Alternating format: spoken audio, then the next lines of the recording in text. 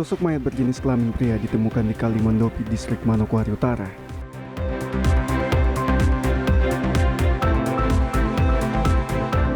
Rumah Sakit Umum Daerah Teluk Bintuni telah siap 100% melayani pasien medical check-up.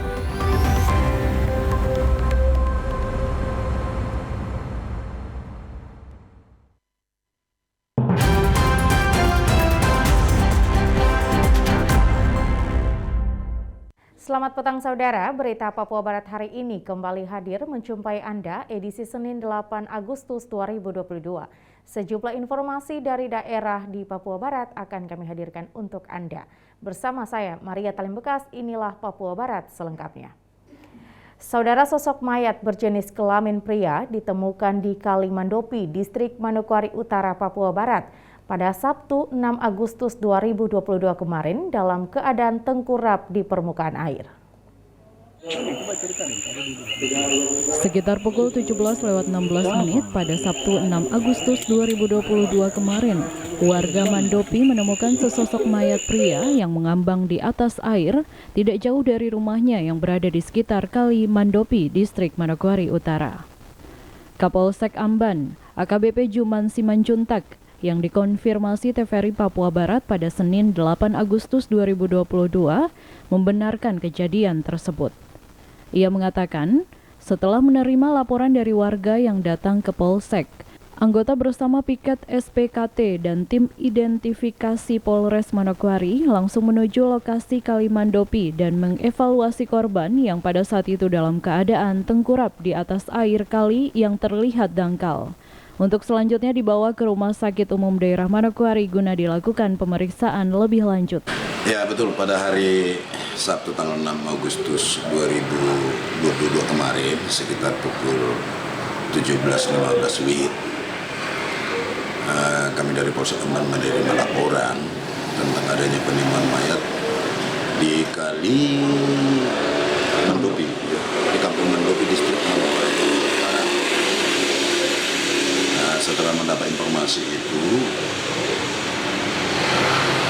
rekan-rekan kami dari piket SPKT langsung mendatangi TKP. Kemudian kami juga menghubungi rekan-rekan kami dari tim identifikasi atau Inafis dan piket Reskrim Polres Manokwari untuk bersama-sama mendatangi TKP untuk kepentingan pelaksanaan olah TKP. Dan saya yang pimpin waktu itu ke sana juga. Dan setelah tiba di sana di TKP, memang kami menemukan sosok jenazah yang sedang terapung tersangkut di bebatuan di kali yang dangkal gitu. Kali yang dangkal. Posisinya pas kurang lebih sekitar 50 meter lah dari rumah, di belakang rumah korban. Kapolsek menyebutkan, dari hasil pemeriksaan tidak ditemukan tanda-tanda kekerasan terhadap korban.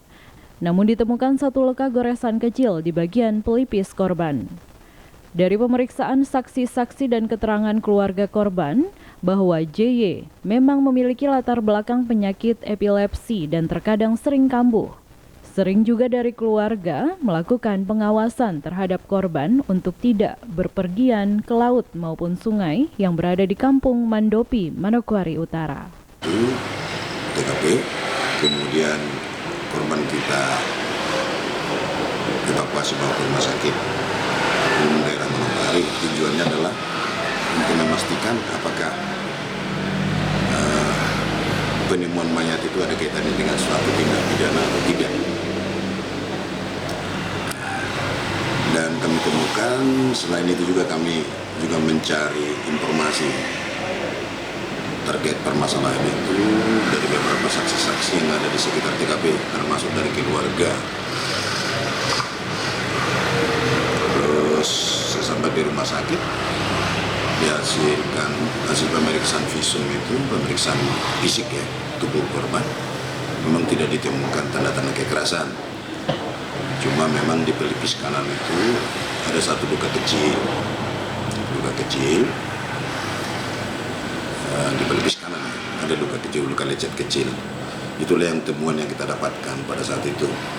Cuma dari keterangan dari keluarga almarhum ini, korban penemuan mayat ini, memang memiliki latar belakang penyakit epilepsi dan memang agak sering juga kambuh penyakitnya.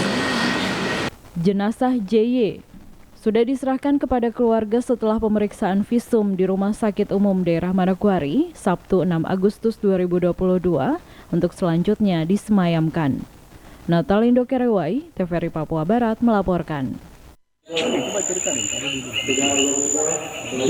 Saudara, kasus konvensional masih yang tertinggi yang ditangani oleh Kepolisian Sektor Polsek Amban, seperti kasus pencurian, penganiayaan maupun kasus pencurian kendaraan bermotor. Demikian disampaikan Kapolsek Amban AKP Juman Simanjuntak. Ia menyebutkan perkara-perkara yang saat ini tengah ditangani oleh Kepolisian Sektor Wilayah Amban masih didominasi masalah konvensional seperti kasus pencurian, penganiayaan, curanmor, pengerusakan, dan pengeroyokan. Selain itu ada juga aksi unjuk rasa yang sering dilakukan sejumlah oknum masyarakat di wilayah Amban.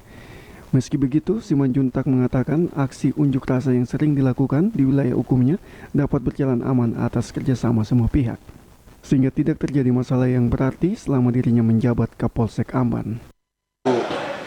Jenis-jenis kriminalisasi yang terjadi di wilayah hukum Polsek Amban sebetulnya mayoritas adalah perkara-perkara konvensional, seperti pencurian, termasuk curanmor ya, pencurian pemberatan, terus terjadinya penganiayaan,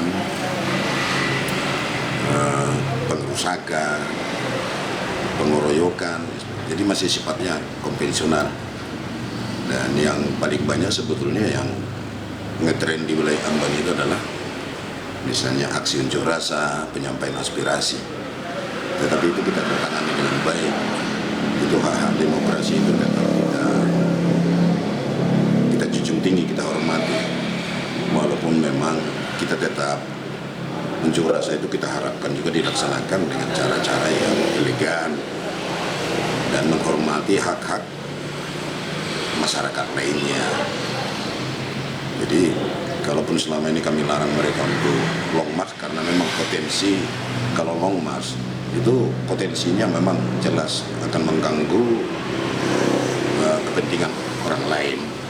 Tetapi pada intinya substansi dari penyampaian aspirasi itu kita hormati. Bahkan kita sering menawarkan kita kawal ke arah tujuan. Kapolsek menambahkan selama menyelesaikan sejumlah kasus di wilayah hukum Polsek Amban biasanya diselesaikan secara kekeluargaan atau restoratif justice menjadi pilihan utama antar kedua belah pihak. Terbukti, kata Kapolsek, penyelesaian melalui restoratif justice merupakan penyelesaian yang paling aman selama ini jika dibandingkan lewat proses hukum yang dapat berlarut-larut. Meski begitu, Kapolsek mengatakan tetapi ada permasalahan yang harus diselesaikan lewat jalur hukum, apalagi kasus tersebut menjadi perhatian publik. Kendalanya memang kendala yang tidak terlalu signifikan ya. Kita upayakan di sini, kita lebih mengutamakan itu penyelesaian secara kekeluargaan, ADR ataupun restoratif justice. Kita utamakan seperti itu. Dengan kata lain, kita upayakan penyelesaian masalah itu dari hati ke hati, dari hati ke hati. Karena menurut pendapat kami penyelesaian secara hukum itu akan tidak terlalu efektif untuk menjaga keamanan dan kenyamanan di wilayah hukum kita di sini. Tetapi kalau kita upayakan penyelesaian dari hati ke hati, fakta yang kami temukan memang tidak akan berkepanjangan karena memang sudah diselesaikan dari hati ke hati, kan begitu. Seperti itulah yang kita mengupayakan di sini, semaksimal mungkin semua perkara kecuali yang menjadi perkara menjadi perhatian publik ya, menjadi perhatian publik dengan klasifikasi perkara-perkara berat, yaitu memang kita tetap mengupayakan penyelesaiannya melalui jalur hukum, tetapi itu adalah upaya-upaya terakhir yang kami lakukan. Jangkauan kerja Polsek Amban masuk sebagian dalam wilayah distrik Manokwari Barat, Manokwari Utara dengan jumlah 23 kampung. Natalindo Kerewai, TVRI Papua Barat melaporkan. Saudara, dalam rangka meningkatkan semangat nasionalisme dan juga rasa cinta akan Negara Kesatuan Republik Indonesia, pemerintah Provinsi Papua Barat melakukan kegiatan gerakan pembagian 10 juta bendera merah putih. Gerakan pembagian 10 juta bendera merah putih itu merupakan program yang digagas Direktorat Jenderal Politik dan Pemerintahan Umum, Kementerian Dalam Negeri, Ditjen Politik dan PUM, Kemendagri, bekerjasama dengan pemerintah provinsi dan kabupaten kota seluruh Indonesia. Senin 8 Agustus 2022, kegiatan tersebut dilaksanakan di lapangan apel kantor Gubernur Papua Barat. Secara simbolis bendera diserahkan oleh penjabat Gubernur Papua Barat, Paulus Waterpauw, didampingi Sekda Papua Barat Nathaniel D. Mandacan. Bendera secara simbolis diserahkan kepada Lurah Wosi dan juga Lurah Pasir Putih dengan harapan bendera yang diberikan akan dibagi kepada masyarakat di seluruh Kabupaten Manokwari. Dijelaskan bendera merah putih yang diserahkan kepada lurah selanjutnya akan dibagikan kepada masyarakat di wilayah masing-masing dan bendera tersebut selanjutnya dapat dikibarkan selama bulan Agustus 2022. Pengibaran bendera merah putih dimaksudkan untuk meningkatkan rasa nasionalisme masyarakat Papua Barat, khususnya di Kabupaten Manokwari, dalam rangka memperingati Hari Ulang Tahun Kemerdekaan Republik Indonesia ke-77. Jimmy Tabisu, TVRI Papua Barat melaporkan. Kita beralih ke informasi lain, Saudara, Rumah Sakit Umum Daerah Teluk Bintuni saat ini memastikan diri telah siap 100% melayani pasien medical check-up, baik pelayanan MCU per item hingga pelayanan MCU secara menyeluruh. Demikian ditegaskan pelaksana tugas Direktur RSUD Teluk Bintuni, Dr. Gigi Ferdinand Mangalik, ketika diwawancarai wartawan di Bintuni, Kamis pekan lalu. Mangalik menjelaskan kesiapan RSUD Teluk Bintuni membuka pelayanan medical check-up, dikarenakan SDM serta sarana dan prasarana di rumah sakit kini sudah tersedia. Dengan demikian, Mangalik memastikan pelayanan MCU saat ini bisa diakses oleh masyarakat sesuai dengan standar pelayanan kesehatan yang ditetapkan pemerintah. Kita harus paham bahwa kita ini berada pada wilayah dengan perusahaan besar sekelas LNG Tangguh. Ya, tentu kan perusahaan itu kan perusahaan yang bertaraf internasional, sehingga tentunya juga kesiapan kita menyangkut medical check-up ini juga harus benar-benar siap. Artinya tentu ya namanya juga perusahaan besar ya tidak mau juga mau melakukan medical check-up dengan rumah sakit yang asal-asalan. Nah, dengan dasar itu kita harus mempersiapkan diri dan menurut saya kita sudah siap. Baik dari segi sumber daya manusianya, bahkan dokter spesialis penyakit jantung kita sudah ada. Fasilitas peralatan yang mendukung itu juga sudah siap. Treadmill yang berkaitan dengan itu, dan ketika kita mau melakukan pemeriksaan lengkap tentang medical check-up itu kita sudah siap. Di sisi lain, Mangalik menuturkan kehadiran pelayanan MCU di rumah sakit sangat berpengaruh dalam meningkatkan pendapatan bagi daerah. Untuk itu, Mangalik mengungkapkan pihaknya sudah memiliki rencana agar ada regulasi yang dimiliki Pemda sebagai dasar. Dengan adanya regulasi ini, Mangalik menilai akan menguntungkan pemerintah daerah sebab semua perusahaan yang beroperasi di Teluk Bintuni wajib MCU di RSUD Teluk Bintuni. Itu tergantung permintaan, permintaan antara 1 juta sampai 2 juta. Lengkapnya itu kalau meningkat, dan itu sih ya sama di seluruh Indonesia. Tetapi kan dari sisi karena kalau lokasi di sini kan lebih menguntungkan daripada harus pergi ke tempat lain yang memang notabene kan perusahaannya di Bintuni, kerjanya di Bintuni. Jadi bisa-bisa hitung-hitungan kosnya jauh lebih murah. Bukan jauh lebih murah, bisa bersaing lah. Membangun daerah ini. Ya, apalagi membangun daerah, dan kita bukan karena mentang-mentang regulasinya harus di sini baru harganya 3 kali, tidak, hampir sama sesuai standar. Dan itu kan apalagi tahun ini kita juga menyusun tarif rumah sakit. Ini menjadi penting menyangkut medical check up dan orang berobat di luar dari BPJS atau BPJS yang tidak terklaim. Ya, itu kan perlu tarif. Mang Alik menambahkan, berkaitan dengan regulasi yang menjadi dasar untuk mengikat seluruh perusahaan agar melakukan MCU di RSUD Teluk Bintuni cukup dengan peraturan kepala daerah. Dari Teluk Bintuni, Valentino Wanma, TVRI Papua Barat melaporkan. Menyambut HUT Kemerdekaan Republik Indonesia ke-77 tahun, Bupati Bintuni Petrus Kausiu bersama anggota DPR Provinsi Papua Barat mengikuti senam Zumba massal yang digelar oleh Intense Fitness Club Sorong yang berlangsung di salah satu hotel di Kota Sorong, Papua Barat.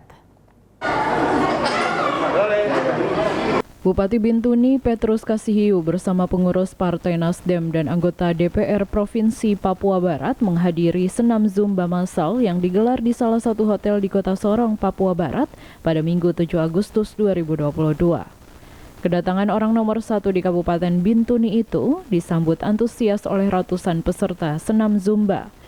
Kegiatan ini mengusung tema Semangat Kemerdekaan Republik Indonesia ke-77. Intense Fitness Club mengajak dan memotivasi masyarakat untuk gelar berolahraga dengan Zumba Party. Ketua Panitia Pelaksana Senam Zumba Party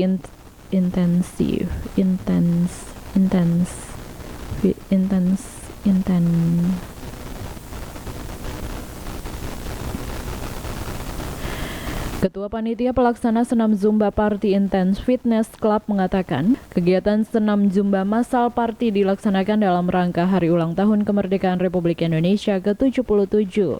Ia menjelaskan, senam Zumba party salah satu olahraga yang ada manfaatnya seperti mengurangi stres, menurunkan badan agar tetap ideal, dan mengendalikan tekanan darah serta menjaga kesehatan lainnya.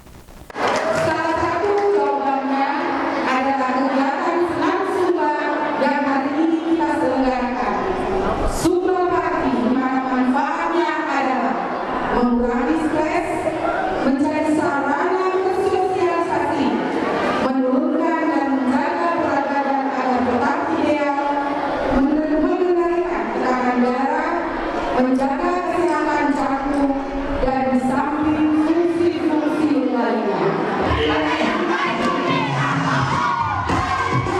Senam Zumba Party dibuka secara resmi oleh Bupati Bintuni, Petrus Kasihiu, ditandai dengan menabur tifa.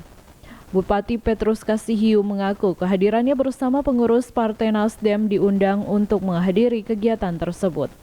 Menurut Petrus, event senam Zumba salah satu olahraga bagi semua umur bisa terlibat langsung demi mencapai kesehatan tubuh yang sehat. Bupati berharap event senam Zumba Party ke depan harus terus dilaksanakan, tidak hanya di Sorong saja, tetapi event tersebut bisa dilaksanakan di Bintuni dan Manokwari. Bupati juga menyambut baik adanya lagu Papua yang mempunyai ciri khas dalam gerak senam Zumba yang memberikan semangat bagi peserta untuk bergoyang. Ia berharap ke depan lagu-lagu Papua dapat dipopulerkan dalam event senam Zumba di tingkat nasional. Zumba ini kan olahraga yang gratis ya, olahraga gratis sebenarnya. Dan semua umur, semua usia bisa berpartisipasi. Dan itu juga tidak ada metode yang terlalu rumit, sesuai dengan gerak kita hari-hari. Ada yang sudah terbiasa yospan, ada yang sudah terbiasa dancing, ada yang caca dan segala itu kan kombinasi-kombinasi yang dibuat. Mudah untuk dipelajari. Tapi memang lagu-lagu Papua itu punya ciri khas yang memberikan semangat kita bergoyang. Dan tentunya itu bisa dikolaborasi dan dibuat gerakan-gerakan yang sesuai dengan irama. Banyak sekali lagu Papua yang hebat untuk bisa dipakai. Bahkan di nasional juga ada lagu-lagu yang turun naik seperti itu ya. Berapa? Itu luar biasa. Ciptaan anak Papua itu luar biasa. Dalam kegiatan tersebut, panitia juga menyediakan door prize bagi peserta senam Zumba Party dengan hadiah mesin cuci dan hadiah menarik lainnya.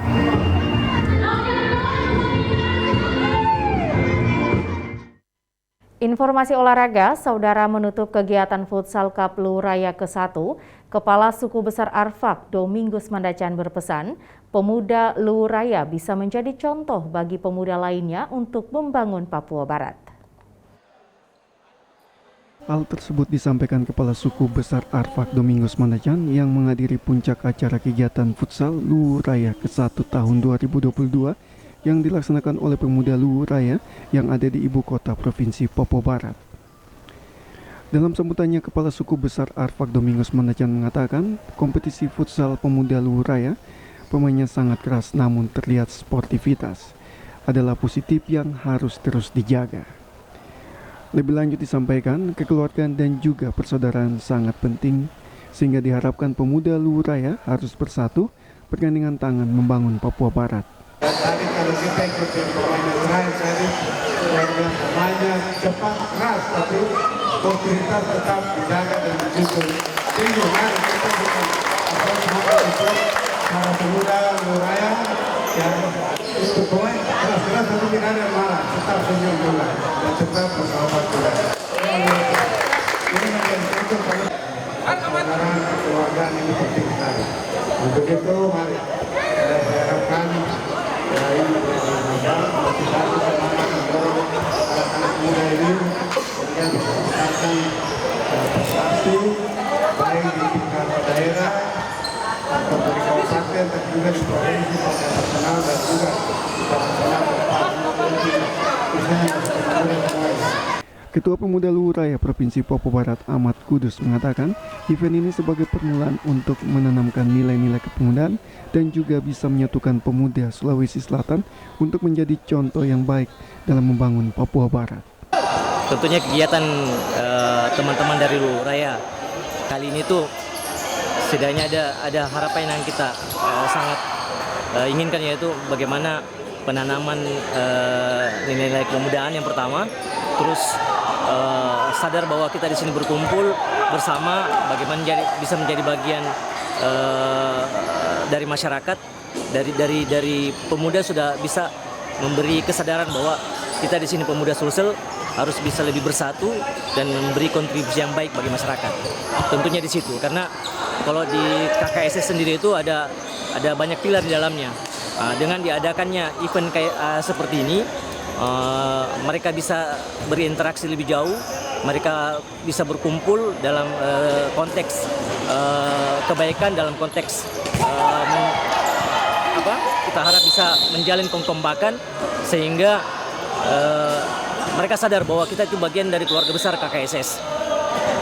Lebih kompak, dan kita tahu selama ini KKSS dan pilar-pilar lain termasuk Raya itu selalu ingin menjaga Kantipmas di Manokwari maupun Papua Barat pada umumnya. Dengan dilaksanakan turnamen Luwu Raya Cup ke-1 diharapkan bukan mencari juara tetapi untuk saling kenal satu sama lain pemuda Sulawesi Selatan yang ada di Papua Barat, terlebih khusus yang ada di Kabupaten Manokwari. Jimmy Tabisu, TVRI Papua Barat melaporkan.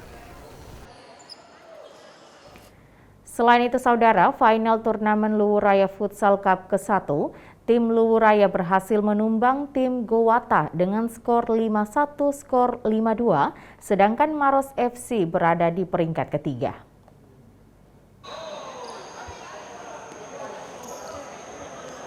Bertempat di lapangan futsal Garuda, Liga Luwu Raya Cup ke-1 dilaksanakan mulai dari tanggal 30 Juli hingga tanggal 6 Agustus 2022.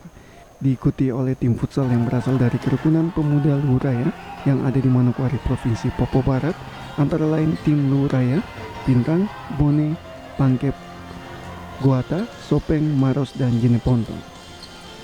Ketua Panitia Yudi Tirapan mengatakan kegiatan futsal yang dilaksanakan dalam rangka mempererat hubungan keluarga Luwu Raya yang ada di Manokwari dengan peserta yang ikut berasal dari kerukunan masyarakat Sulawesi Selatan. Kegiatan kami ini, kegiatan futsal ini diadakan oleh Ikatan Pemuda Luwu Raya Kabupaten Manokwari.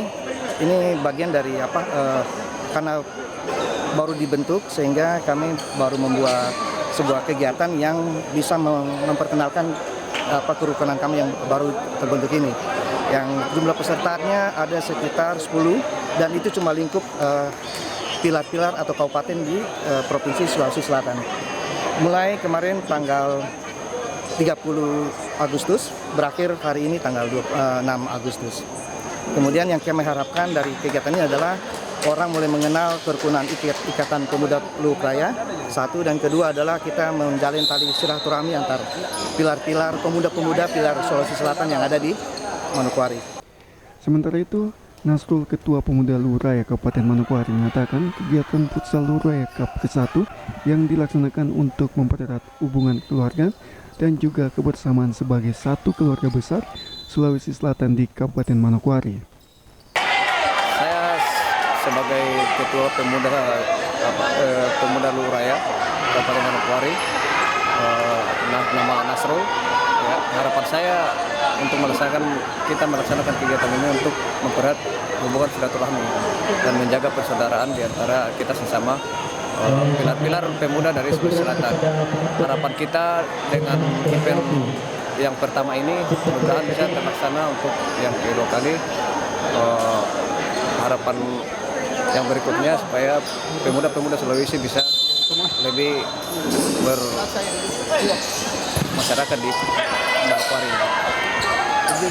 Dari 10 tim yang ikut Liga Futsal Luraya Cup ke-1 yang masuk babak final yaitu Luraya melawan tim Goata FC, dan skor akhir Luraya berhasil menumbangkan Goata FC dengan skor 5-2. Sedangkan juara 3 ditempati Maros FC yang menang secara uyol. Jimmy Tabisu, TVRI Papua Barat melaporkan. Saudara, tuntas sudah perjumpaan kita dalam berita Papua Barat hari ini. Mewakili seluruh kerabat kerja yang bertugas, saya Maria Talim Bekas pamit undur diri dari hadapan Anda. Terima kasih atas kebersamaan Anda dan sampai jumpa.